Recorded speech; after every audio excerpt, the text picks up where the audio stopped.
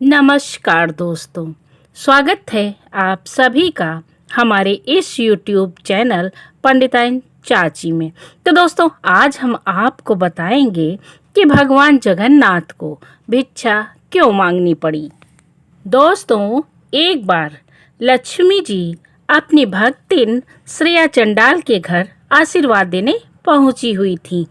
वहां से निकलते हुए उन्हें भगवान जगन्नाथ और बलराम जी ने देख लिया। अब बलराम जी को यह बात बिल्कुल पसंद नहीं आई कि लक्ष्मी जी एक चंडाल के घर से आई हैं। इसीलिए उन्होंने जगन्नाथ जी को आदेश दिया कि वो लक्ष्मी जी को श्री मंदिर से बाहर निकाल दें। अब दोस्तों, भगवान जगन्नाथ जी तो बुरी तरह फंस गए, क्योंकि उनको बड़े भाई की आज्ञा मानना जरूरी था। इसलिए उन्होंने लक्ष्मी देवी का क्रोध अपने सिर पर ले लिया, जिसके फलस्वरूप लक्ष्मी जी अपने सारे ऐश्वर्य और सेवकों के साथ मंदिर छोड़कर चली गईं। अब अगले दिन बलदेव जी प्रातःकालीन भोग की प्रतीक्षा कर रहे थे, लेकिन कोई भी भोग लेकर नहीं आया। तो उन्होंने जगन्नाथ जी से पूछा कि क्या बात है, आज कोई भोग लेकर नहीं आया? आज भोग लाने में इतना विलंब क्यों हो रहा है? तो जगन्नाथ जी ने अपने पेट पर हाथ रखते हुए कहा कि भैया, आज से कोई भोग नहीं आएगा, क्योंकि लक्ष्मी जी तो अपने सेवकों के साथ ये मंदिर छोड़कर चली गई हैं। जब बलराम जी ने यह सुना तो उन्होंने कहा कि चलो, अच्छी बात है, यदि लक्ष्मी देवी ने भूल की है तो प्रायश्चित तो करना ही पड़ेगा।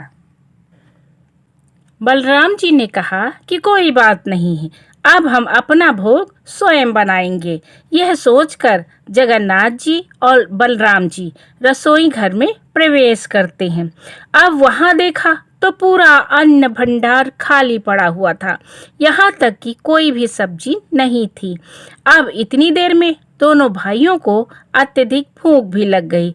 उन्होंने सोचा कि चलो, किसी के घर चलकर भिक्षा ही मांग लाते हैं। यह सोचकर उन दोनों ने एक एक ब्राह्मण का वेश धारण किया और घर घर जाकर भिक्षा मांगने लगे, जिससे उन्हें कोई पहचान न सके। उन्हें कोई भिक्षा नहीं दे रहा था, क्योंकि लक्ष्मी देवी के जाने के बाद उनका चेहरा बिल्कुल मलिन हो चुका था।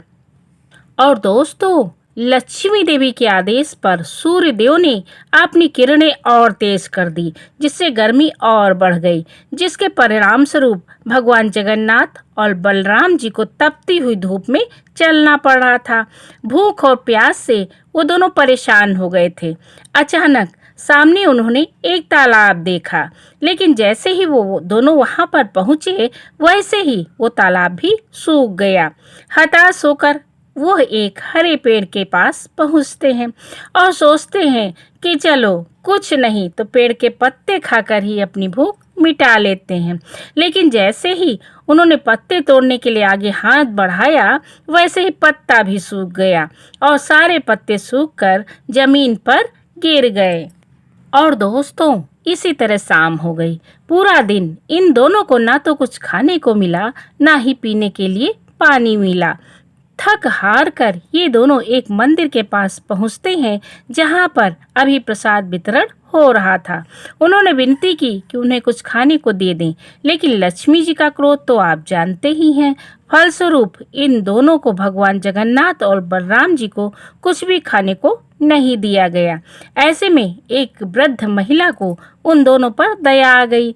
उस वृद्ध महिला ने उन दोनों को एक पात्र में मुरमुरे खाने को दिए।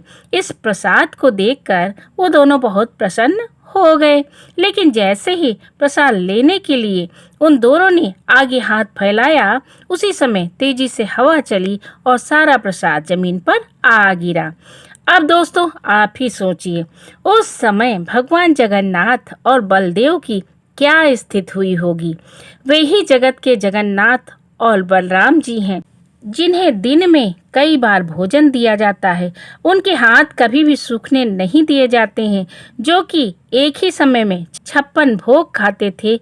ऐसे में आज हमारे जगन्नाथ जी और बलदेव जी को एक सूखा पत्ता भी नहीं मिल रहा था। ऐसे में आप सोचिए कि उनकी क्या स्थिति हुई होगी। ऐसे में उन्होंने एक व्यक्ति से पूछा कि भाई, हमें बहुत भूख लगी है, हमें भोजन कहाँ पर मिल सकता है? तो उस व्यक्ति ने कहा, वो देखिए, वो चंडालों का गांव है। यहाँ पर एक स्त्री रहती है जो बहुत दयालु है। वहाँ आपको निश्चित ही भोजन मिल जाएगा। यह सुनकर भगवान जगन्नाथ और बलदेव उस स्त्री के घर गए। उस स्त्री ने उन दोनों का बहुत आदर सत्कार किया और कहने लगी, अभी आप दोनों लोग बैठिए, मैं भोजन बनाकर लाती हूँ। लेकिन दोस्तों, बलदेव जी को ये बात पसंद नहीं आई कि वो एक चंडाल स्त्री के हाथ का बना हुआ भोजन करेंगे। ऐसा तो वो कदापि नहीं कर सकते हैं। तो उन्होंने उस चंडाल स्त्री से कहा कि आप हमें राशन सामग्री दे दीजिए, अब हम अपना भोजन स्वयं बनाएंगे। यह सुनकर उस स्त्री ने कहा, ठीक है, जैसी आपकी इच्छा। यह कहकर उसने घर में ही एक नए स्थान पर चूल्हा बनाकर दिया, स्वच्छ और नए बर्तन लाकर रखे। तब बलराम जी की इच्छा अनुसार सारी व्यवस्था कर दी गई।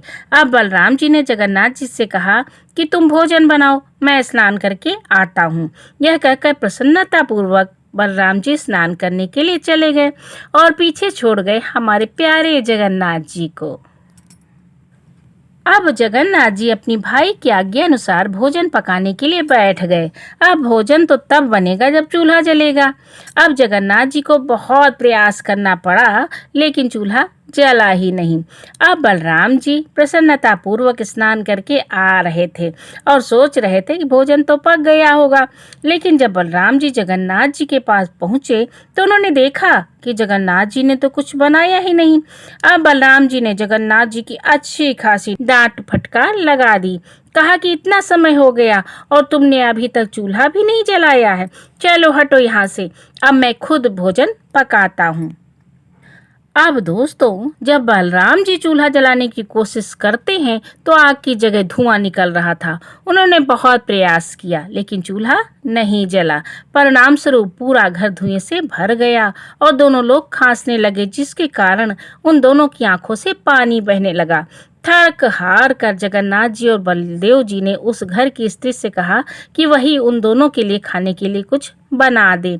उस स्त्री ने उन दोनों के लिए भोजन बनाना प्रारंभ किया। जब भोजन तैयार हुआ और उन लोगों ने खाना शुरू किया तो दोनों को भोजन का स्वाद बहुत ही स्वादिष्ट लगा। उन्हें वह स्वाद कुछ जाना पहचाना सा लग रहा था। वो भोजन बिल्कुल वैसा ही था जैसा कि लक्ष्मी जी उन्हें भोजन पकाकर देती थी। भोजन के अंत में उन्हें विशेष तरह का मिष्ठान परोसा गया।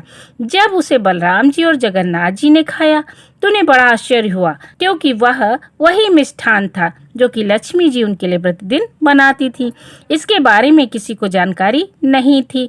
फिर उस स्त्री ने कैसे मिठाई बना ली, ये देखकर उन दोनों भाइयों को यह विश्वास हो गया कि अवश्य ही इस घर में लक्ष्मी जी ही रहती हैं और यह भोजन भी उन्हीं के द्वारा बनाया गया है। अन्यथा इस घर की स्त्री को यह कैसे पता चला कि भगवान जगन्नाथ जी और बलराम जी को भोजन के बाद विशेष मिष्ठान दिया जाता है। उन दोनों भाइयों को अपनी भूल का एहसास हुआ, खासकर बलराम जी को। अतः बलराम जी ने जगन्नाथ जी से कहा कि वो लक्ष्मी जी के पास जाकर क्षमा मांगे और उन्होंने ये भी संदेश जगन्नाथ जी को द्वारा भिजवाया कि आज के बाद लक्ष्मी जी अपनी इच्छा से कहीं भी आ जा सकती हैं। उन्हें कभी भी अपने भक्तों से मिलने के लिए रोका नहीं जाएगा। अपने बड़े भाई की आज्ञा पाकर भगवान जगन्नाथ जी अपनी पत्नी लक्ष्मी जी के पास गए और उन्हें हर तरह से मनाने लगे और मनाने पर लक्ष्मी जी मान गई और श्री मंदिर में चलने के लिए तैयार हो गई। लक्ष्मी जी ने जगन्नाथ जी को वचन दिया कि जगन्नाथ जी के प्रसाद के लिए कभी भी ऊंच नीच का भेदभाव नहीं किया जाएगा, चाहे वो ब्राह्मण हो चाहे वो चंडाल हो, दोनों को समान रूप से जगन्नाथ जी का महाप्रसाद दिया जाएगा। तो दोस्तों, कैसी लगी ये कथा? अगर पसंद आई हो तो हमारे चैनल पंडिताइन चाची को लाइक शेयर सब्सक्राइब करना ना भूलें। बोलो जगन्नाथ स्वामी की जय हो।